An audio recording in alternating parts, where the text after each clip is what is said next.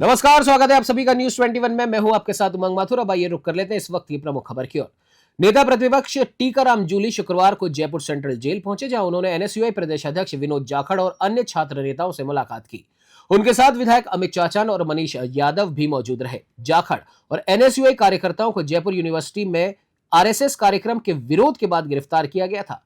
Jail से बाहर निकलते ही टीकाराम ने सरकार पर तीखा हमला बोला और कहा कि आरएसएस और सरकार के इशारे पर गलत धाराएं लगाकर एनएसयूआई नेताओं को जेल भेजा गया। उन्होंने इसे लोकतंत्र पर हमला बताते हुए कहा कि यह पर्ची की सरकार लोगों की आवाज दबा रही है।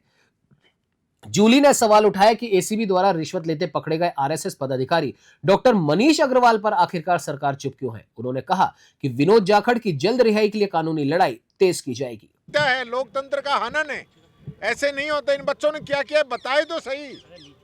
वीडियो फुटेज जारी करे, ऑडियो फुटेज जारी करे, जनता को बताएं, प्रदेश की जनता को इन बच्चों ने क्या किया है।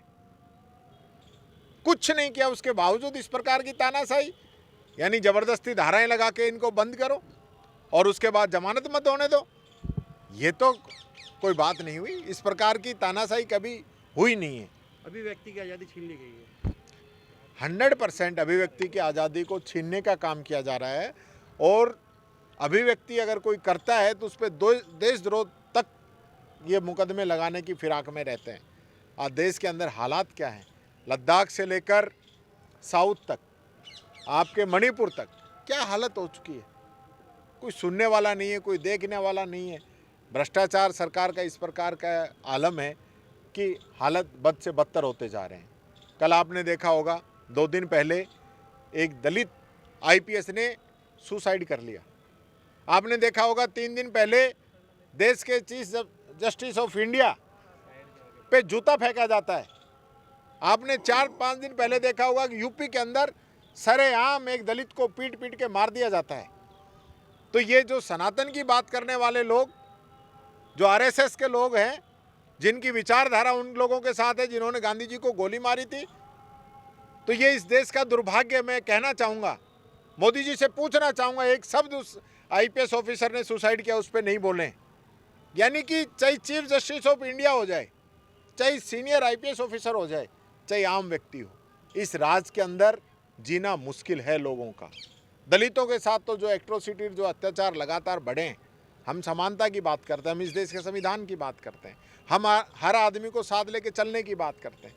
लेकिन यहाँ तो क्योंकि जिस प्रकार का पिछले 11 वर्षों से देश का वातावरण तैयार किया जा रहा है, जाति और धर्म के नाम पे जिसको तैयार किया जा रहा है, उसके परिणाम आने लग गए हैं। ये पूरा देश जो है जिस ओर जा रहा है। मैं फिर अपील करना चाहूँगा मोदी जी को कि आप इस देश के प्रधानमंत्री हैं। इस देश के संविधान ने आपको प्रधानमंत्री के पद पे पहुँचाया है। आप उस संविधान को कुचलने का, ख़त्म करने का काम नहीं करें। हर नागरिक इस देश का वासी है, उसके भी अधिकार हैं। उसके अधिकारों का हनन नहीं होना चाहिए। जिन लोगों ने उस आईपीएस ऑफिसर वाई पूरण कुमार के साथ जिस प्रकार का कृत्य किया है, उस व्यक्ति को, यानी एडीजे स्तर पे होते हुए उस व्यक्ति को सुसाइड नोट लिखना पड़ा है। वो हर उस जगह पे गया जहां उसको न्याय की उम्मीद थी, चाहे गृह मंत्री हो, चाहे गृह सचिव हो या अन्य अधिकारी हो, लेकिन कहीं भी उसको नहीं सुना गया और ये हालत हुई है। ऐसे लोगों पे सख्त से सख्त कार्रवाई होनी चाहिए और दलितों की रक्षा के लिए मोदी जी बयान दें, बात रखें।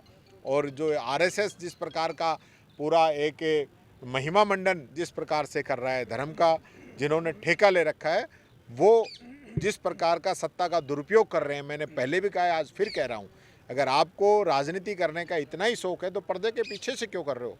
पर्दे के आगे आइए, खुद का राजनीतिक दल बनाइए और राजनीति कीजिए। पता चल जाएगा जनता किसको चाहती है। टीकाराम जी, क्योंकि आप भी